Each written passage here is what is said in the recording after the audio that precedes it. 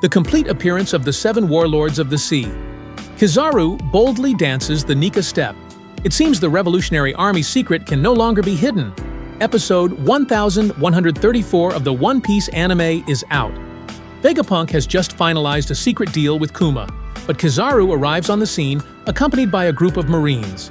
It turns out that Vegapunk and Kuma's plan had already been exposed to Saturn, one of the 5 elders. Saturn, distrustful of Kuma due to his past as both a revolutionary and a pirate, set 3 conditions to fully control him. The first condition was for Kuma to join the 7 Warlords of the Sea. Following Ace's defeat of Flower Sword Vista, a position in the Warlords had opened up, and Kuma's strength was deemed sufficient to fill the vacancy. The second condition was for Kuma to undergo extensive body modifications, turning him into a weaponized human for the Marines. The third and most cruel condition was that Kuma must give up all self-awareness and become a mindless war machine to prevent him from using his new powers to aid the Revolutionary Army. Hearing these demands, Vegapunk was furious, shouting at Saturn that such actions were no different from killing Kuma outright. He accused Saturn of targeting Kuma simply because the other warlords couldn't be controlled as easily. Despite Vegapunk's outrage, there was nothing he could do.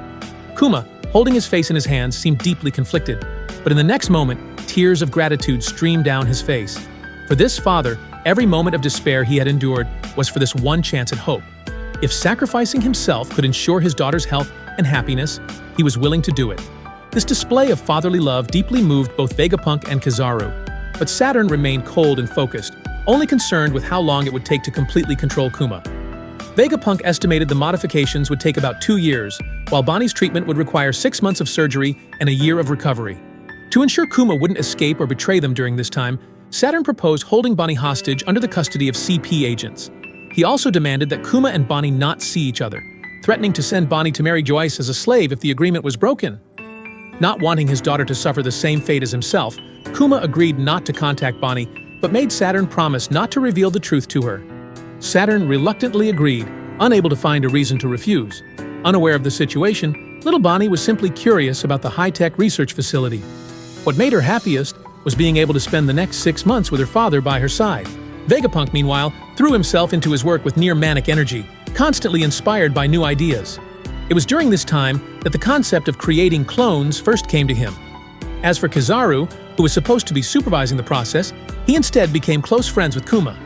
The group often sat together chatting, laughing, and even dancing the Nika dance after meals.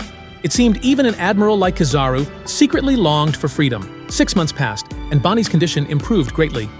With another year of treatment, she would be fully healed. The father and daughter, now full of hope and smiles, returned briefly to the Sorbet Kingdom. Kuma prepared to say goodbye, offering little explanation other than that. As a pirate, he couldn't stay long and would need to leave for a year.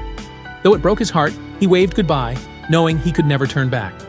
Not long after, shocking news spread across the New World. The announcement that Bartholomew Kuma had officially joined the 7 Warlords of the Sea. While various factions expressed interest in Kuma, Dragon sat silently, frowning in deep thought. At that same moment, Kuma was alone, sailing a small boat across the sea. He wrote a letter to Bonnie before setting course for the East Blue. In Windmill Village, there was a boy he had to meet in person. And so, the wheels of fate began to turn.